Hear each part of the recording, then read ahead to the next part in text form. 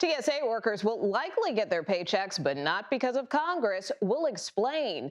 Tiger Woods is in a rollover car crash. We'll have the very latest on his condition.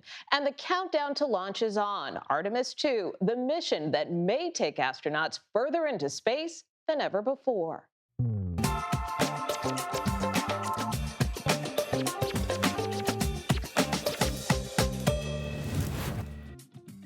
Hello, I'm Nicole Killian in for Major Garrett, and welcome to the Takeout. After 42 days, it appears TSA workers will finally get paid. And it's not because Congress has done their job, but rather their inability to make a deal. Today, President Trump signed an executive order to pay TSA officers, which will likely put an end to massive lines in airports throughout the country. The White House says they have the authority to do this, but some are questioning whether this order is legal.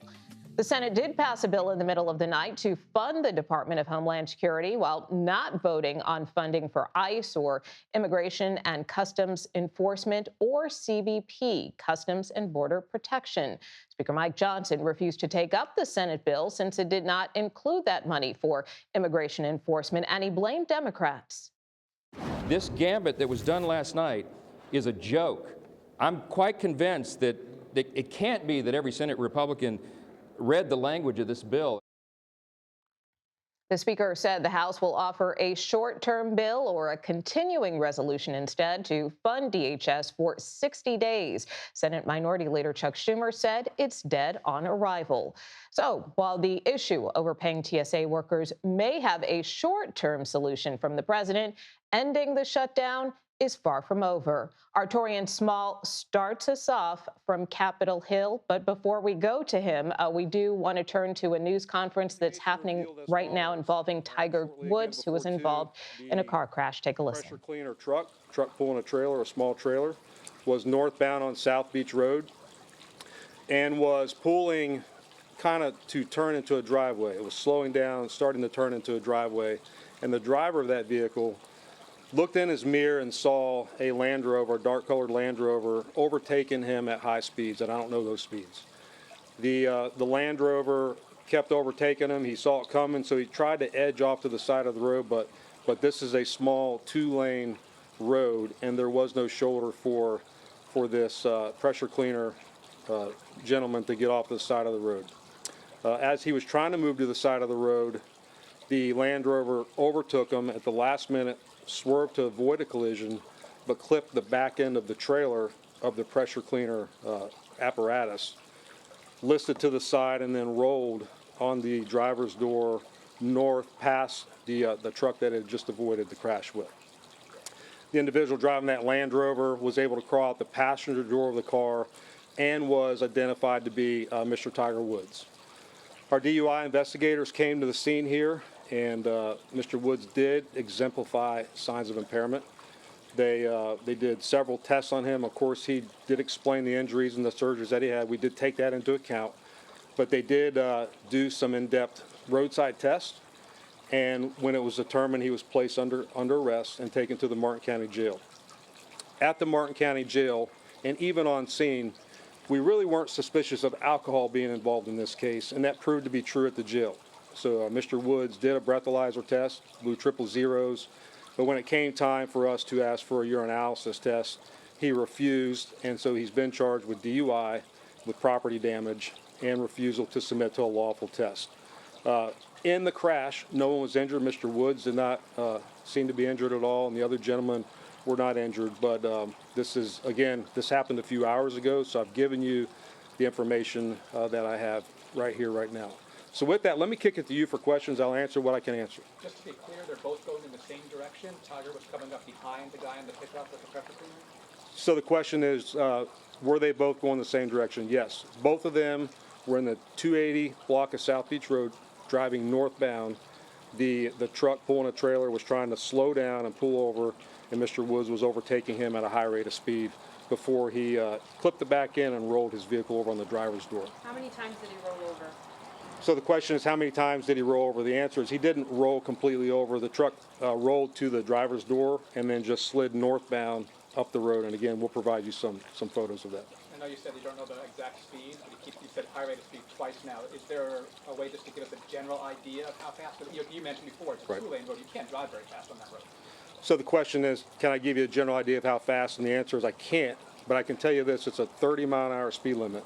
And when I show you the photos, they kind of speak for themselves. You can see where he clipped the back of the trailer, you can see where he rolled, and then as he decelerates, sliding down on the driver's door of the vehicle, you can see that he slid for a pretty decent a space before he came to a stop. Yes, sir.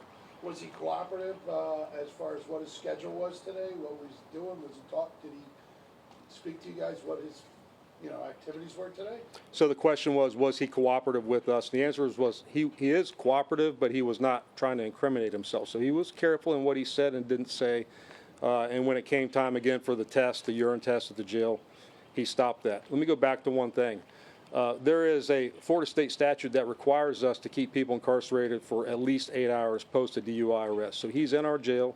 He will be there for at least 8 hours from 3 o'clock for at least 8 hours, and then he'll be released on bond if he posts bond. Thank you. Injuries to the driver who was pulling that pressure washer. So the question is injuries to the driver pulling the pressure washer. The answer is no injuries to him. He was fine, thankfully.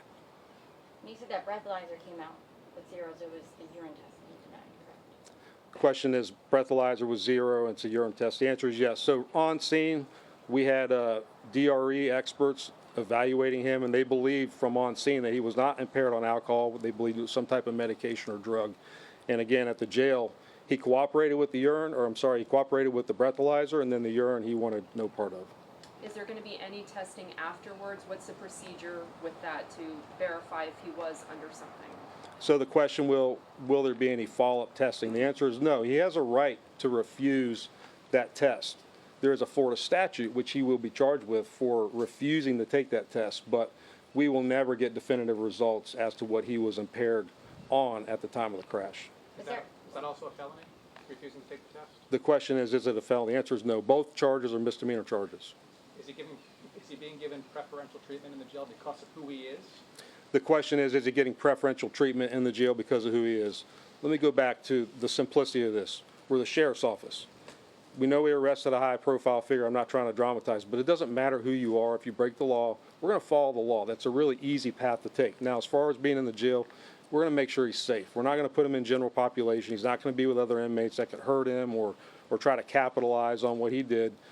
He'll pay the price, but he's not going to pay the price by getting punished in jail. Was there any drugs or medication or alcohol found in the car? The question is, was there any drugs or medication in the car? The answer is no, there was not. Was he injured? The question is, was he injured? And the answer is no, he was not injured. Again, he was lethargic on scene, but that, we believe, was because of what he was intoxicated on. Was anyone else in the car with him? The question is, anyone else in the car? The answer is no, he was alone in the car. And was he wearing a seatbelt? The question is, was he wearing a seatbelt? And the answer is, I don't know. I'm not sure. We know he crawled out of the passenger door prior to law enforcement arriving. We can determine that based on looking at the car. I just don't know the answer. Anyone else injured in the area because of the crash or the rollover? The question is, anyone else injured because of the rollover crash? And the answer is, thankfully, no. This is a small 2-lane road. Again, I'm going to show you the photos. Had there been somebody moving in the opposite direction, we would not be having a conversation saying there was no injuries. This could have been a lot worse. Is that all? Sure, thank you. Thank you all. Thank you. Thank you.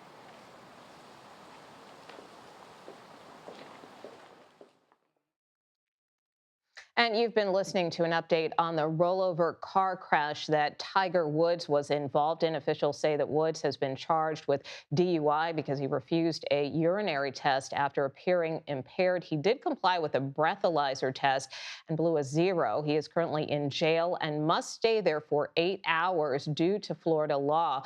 There were no injuries to Tiger Woods or the other person in the crash. We want to turn now to our Anna Schechter.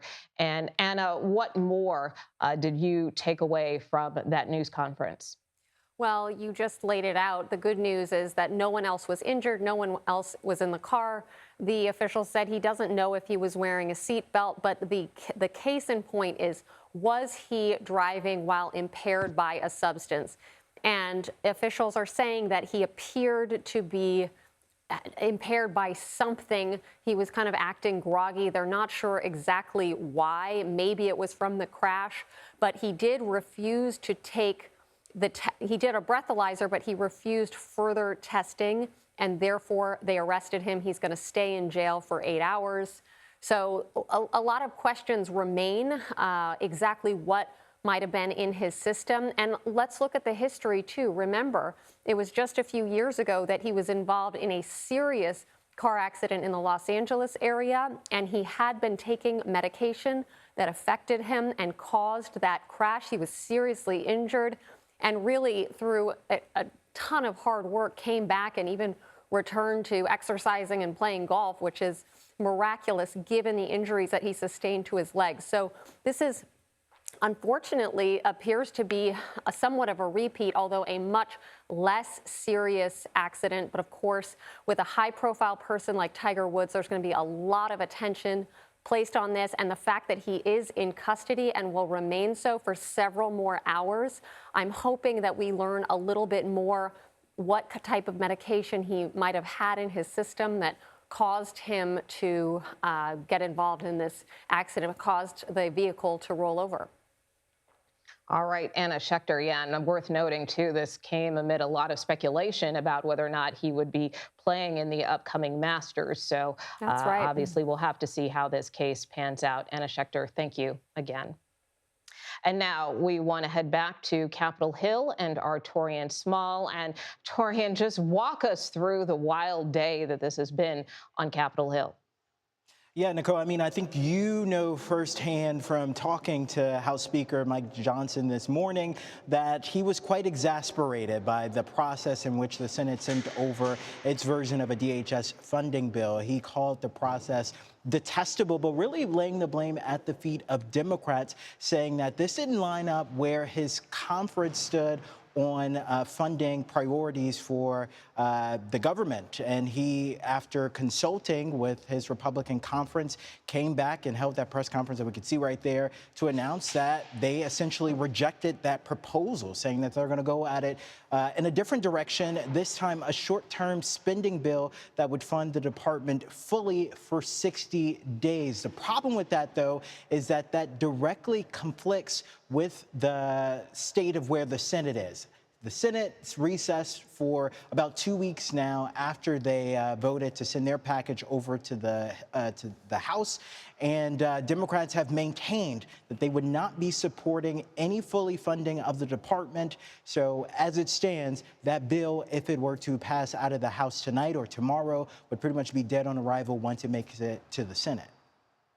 Which means this shutdown is likely to continue with no apparent end in sight. Torian Small, we thank you so much. And now we want to turn to our Olivia Rinaldi, who is following President Trump in Miami, where he will speak shortly at a Saudi investment forum. But he did speak to reporters a short time ago. Olivia, what did he have to say with respect to this ongoing shutdown?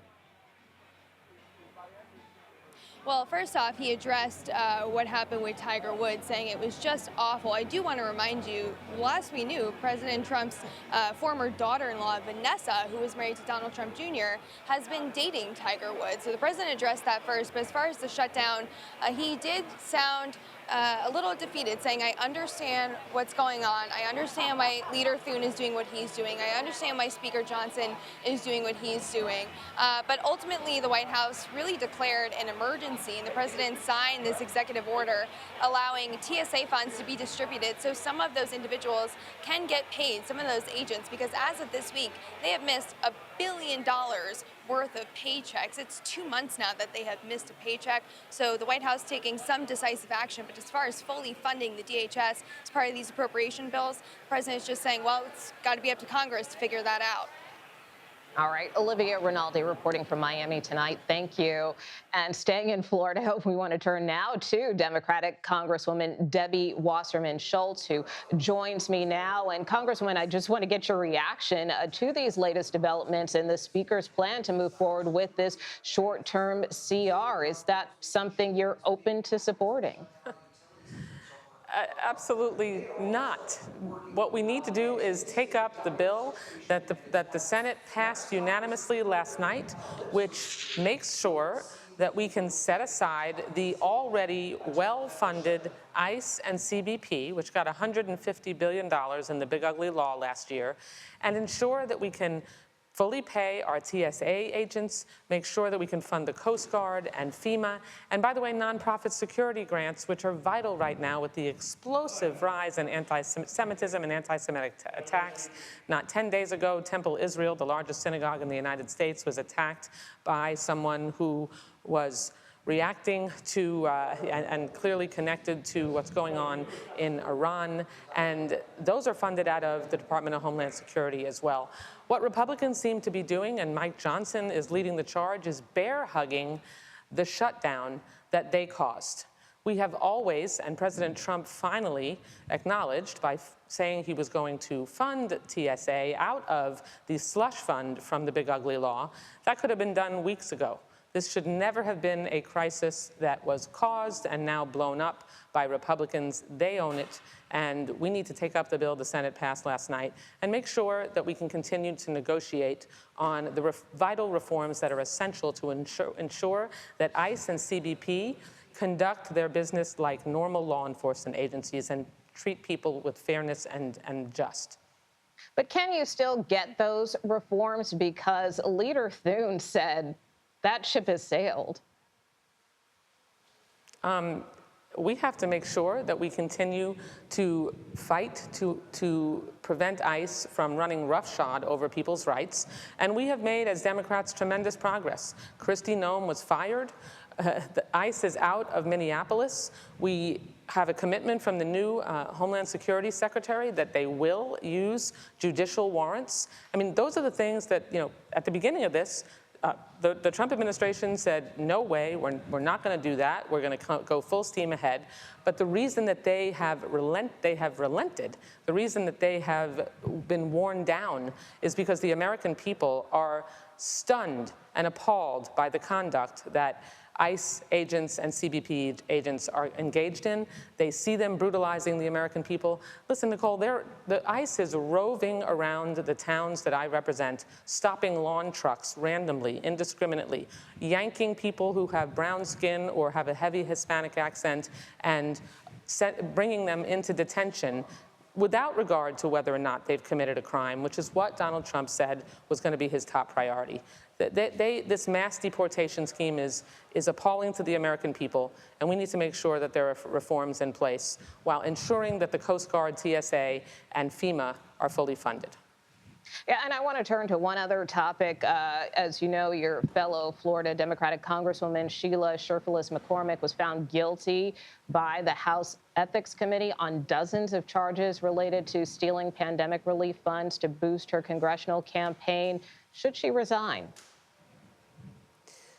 Well, I'm going to wait to see the full Ethics Committee report and what the full committee recommends as sanctions. I know that they met last night, had a hearing, and they released the adjudicatory committee's findings, but I want to make sure that I wait to see the full set of recommendations before making a judgment. All right, Congresswoman Debbie Wasserman Schultz, we thank you so much for joining us here tonight. Thanks for having me. And still to come on the Takeout, the Strait of Hormuz remains closed. CBS News national security analyst Aaron McClain joins me live to assess the state of the war. Also, the battle between the Trump administration and Fulton County, Georgia, over seized 2020 election ballots heads to court. What happened during today's hearing? Plus, are you ready for liftoff? The Artemis II crew arrives in Florida ahead of their mission around the moon. The Takeout returns in 90 seconds.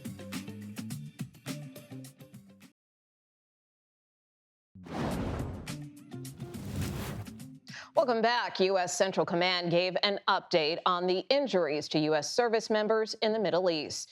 303 U.S. soldiers have been wounded, 273 have returned to duty, and 10 remain seriously injured. 13 American service members have died since the war began.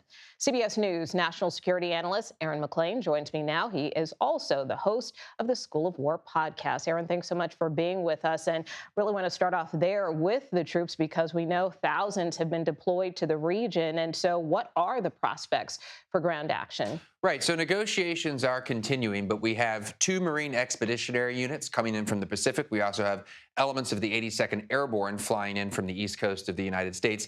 And I think there are 3 buckets, essentially, of options where you might see these troops employed in limited ground action regarding Iran. The first, of course, is right here in the Strait of Hormuz. The Iranians currently are effectively blocking transit of oil and other goods through the strait unless they specifically approve the ship. So you could imagine a deployment of ground forces as supporting some kind of operation to open that strait again.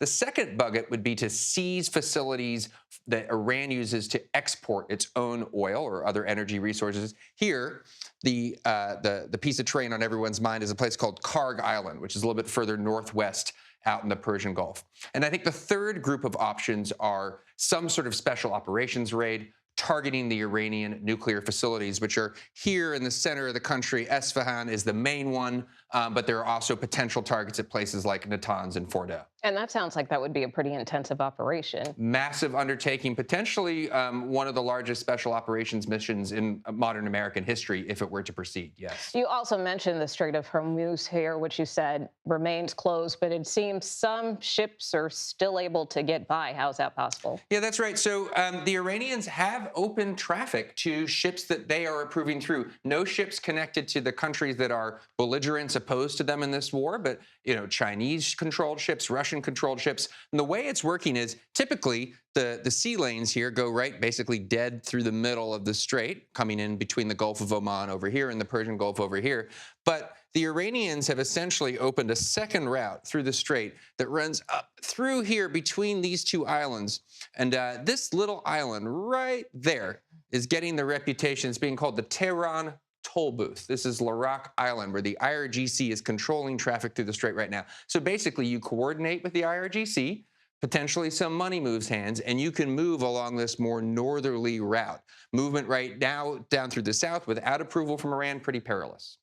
And then we know that the president just announced this week that he's putting another pause on potentially launching military strikes against Iran's power plants and energy infrastructure. But not all bombing is seized. So tell us a little bit more about the U.S.-Israeli campaign. Yeah, there's an intensive air campaign underway as we speak. It's really just a pause, it seems, on the attacks on these power plants. So we've seen the air campaign move from west to east progressively over the course of the last few weeks. In the last 24 hours, you saw targets in a place called Mashhad, very large city in the very far northeastern corner of Iran, which is significant because most of our forces doing the bombing are coming either from the west or from the south, from the ocean.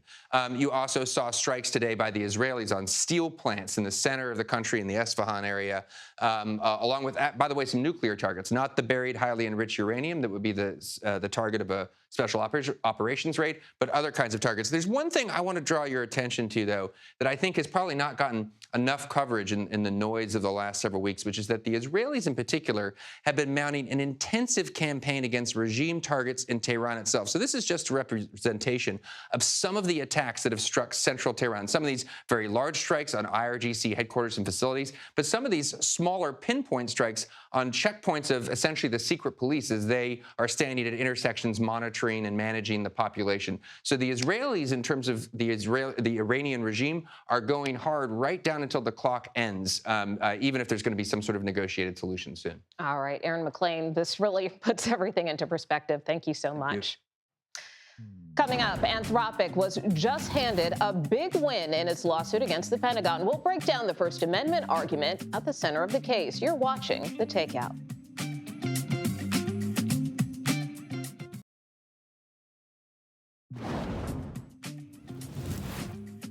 Welcome back to The Takeout. Here's a look at what else we're watching this evening. Sources tell CBS News cyber criminals linked to Iran successfully access FBI Director Kash Patel's personal email account. The FBI says they've taken steps to mitigate potential risks, but the data in question does not involve any government information. The hacker group Handle Hack Team took credit for the breach and posted personal photos of Director Patel on the internet. The State Department has offered a $10 million reward for information identifying the perpetrators. Later this year, President Trump's signature will appear on U.S. currency. a first for a sitting president. It will appear next to Treasury Secretary Scott Bessent's on $100 bills, with other denominations to follow. It's just the latest in a string of places the president has placed his name, such as on the Kennedy Center and the U.S. Institute of Peace. Officials in Fulton County, Georgia, today asked a judge to order the FBI to return thousands of ballots it seized from the election offices in January. An attorney arguing on behalf of Fulton County alleged the ballot seizure was done at the request of President Trump, which the Justice Department denies.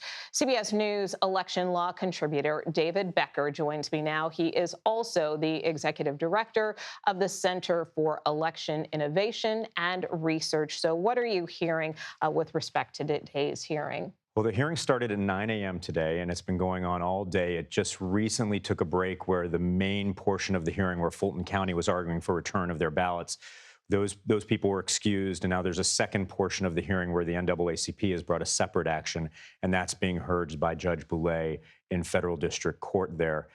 What I'm hearing from people who are in the courtroom and from reports that have come from the courtroom is that there was a lot of discussion around whether or not the Fulton County had met the standard of callous disregard for demonstrating that the government had acted with callous disregard in order to get their materials back.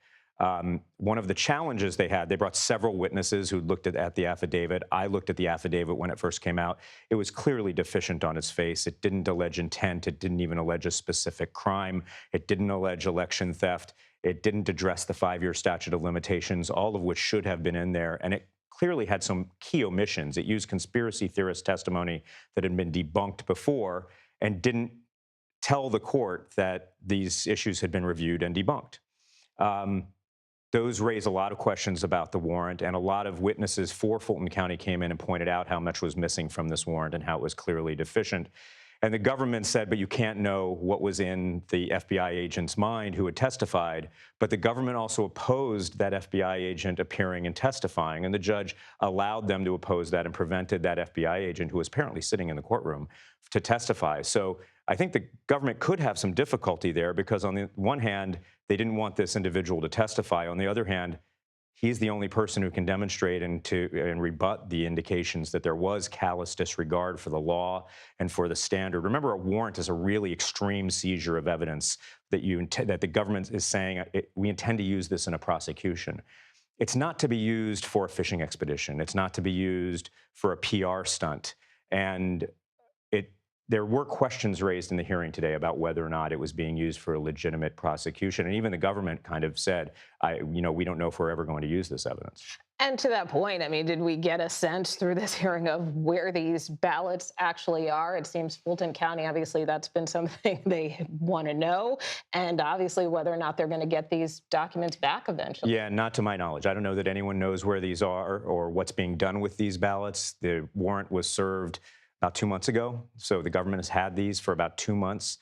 Remember, these ballots that they allegedly seized, they were counted and counted again and counted again 3 times, one of those times entirely by hand, observed by representatives of both campaigns. We know exactly what the outcome was in the election in 2020 in Fulton County and Georgia statewide and nationwide.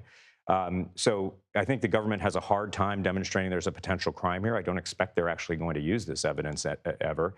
But the judge is holding Fulton County to a standard to try to get this information back. We'll see how this hearing plays out. I don't know if we'll get a decision tonight because it looks like it's going to go pretty late, but we might get one next week. All right. Well, hopefully we'll have a chance to follow up with you then. Thank you so much, David. A judge has temporarily blocked the Pentagon's attempt to designate Anthropic as a supply chain risk. The AI firm, which is a contractor of the U.S. government, sued the Trump administration earlier this month, saying the designation by the Defense Department is political retaliation and a violation of its First Amendment rights. The dispute stems from a disagreement during contract negotiations over how the U.S. military could use Anthropic's AI model, Claude. CBS News legal contributor and Loyola Law School professor Jessica Levinson joins me now. And Jessica, why is this a First Amendment issue? So what the judge said is that we have the government retaliating against Anthropic based on what they've said, and actually the worst type of First Amendment violation based on their views. Nicole, as you know, when it comes to the First Amendment, we are protected against government action. The government action we're most worried about is when the government says, don't speak on certain subjects or don't speak based on certain viewpoints. What Anthropic, again, is saying is that this smacks of retaliation, labeling them as a supply chain risk, is exactly what it looks like when the government says, we don't like your perspective, so now we're going to take an action against you. And the judge, at least in this temporary hearing, agreed and therefore issued a temporary restraining order. She said it looks like this is a classic case of, I'm of course paraphrasing, First Amendment retaliation.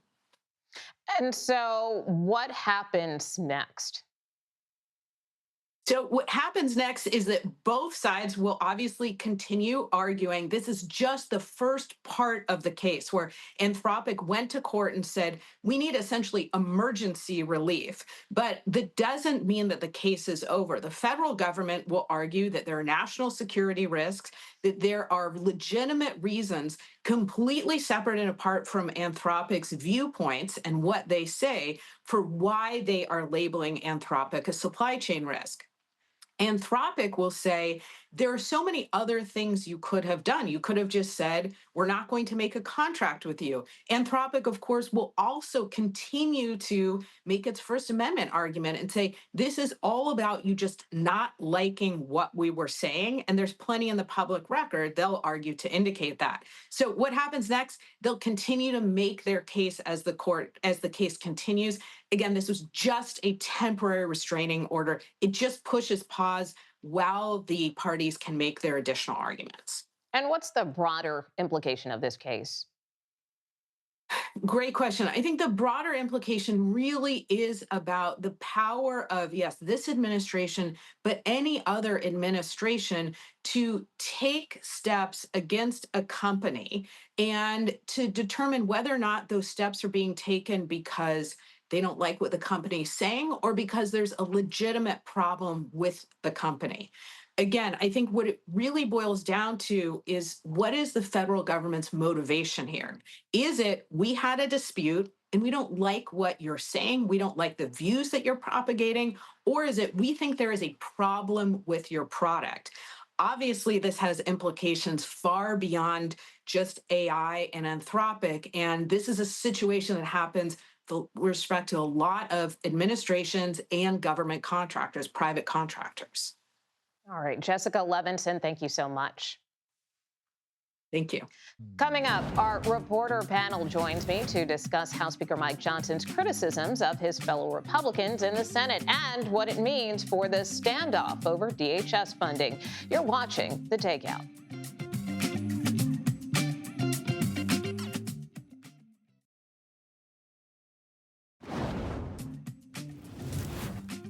Welcome back to The Takeout. Let's bring in our reporter panel now. White House economic policy reporter for Semaphore, Eleanor Mueller, and House leadership reporter for Politico, Riley Rogerson. I don't even know where to begin for this really roller coaster Friday. But Riley, I will begin with you because, you know, started the day, I spoke with Speaker Mike Johnson. From the outset, he called Democrats and the Senate action detestable.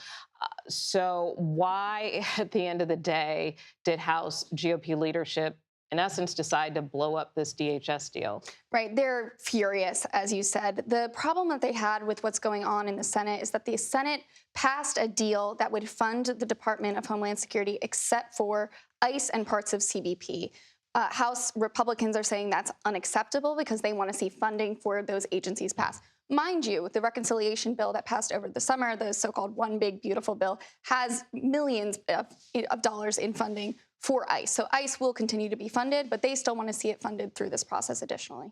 And, you know, I also spoke earlier today with the Congressman Ciscomani, who was involved in helping to negotiate the original DHS bill. Let's take a listen to what he had to say.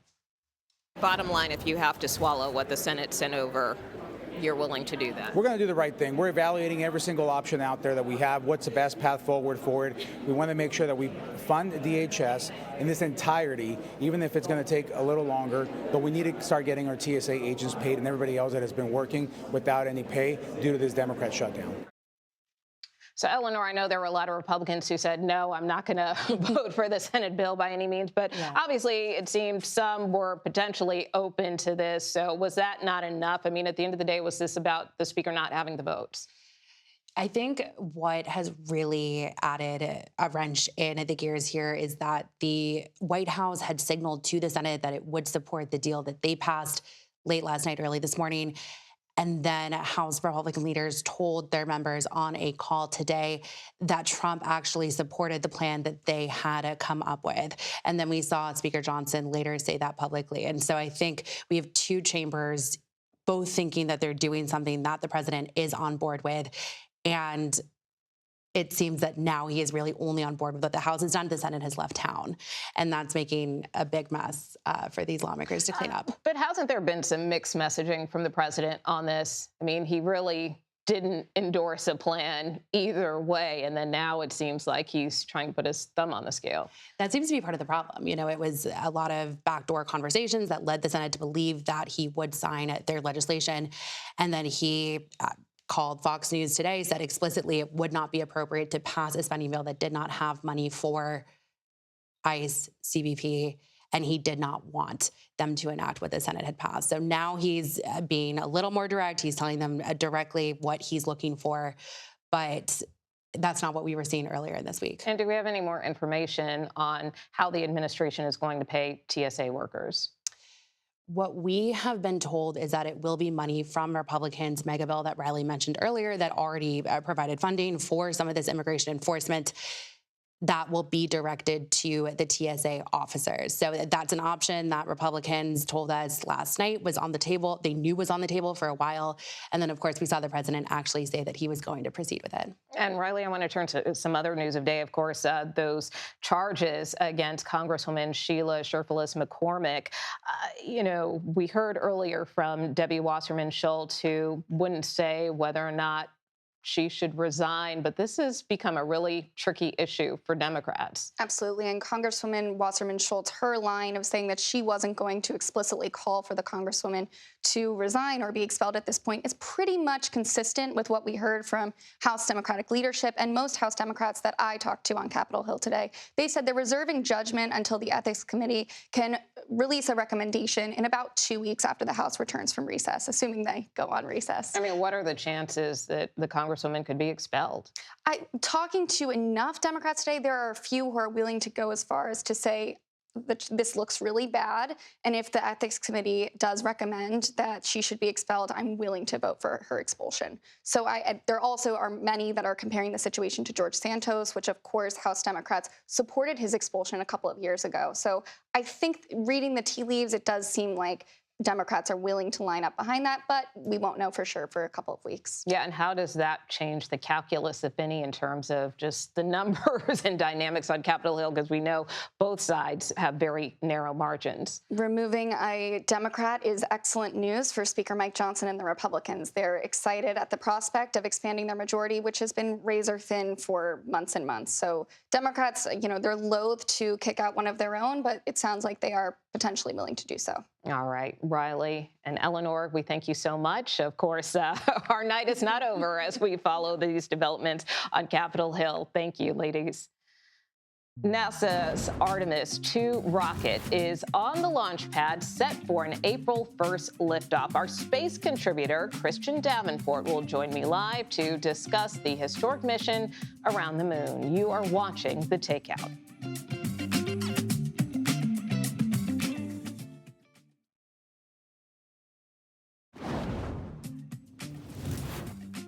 Welcome back. It's the dawn of a new lunar era for NASA. The 4-person Artemis II crew arrived this afternoon at Florida's Kennedy Space Center after spending 2 weeks quarantining in Houston. Their liftoff window is set for Wednesday.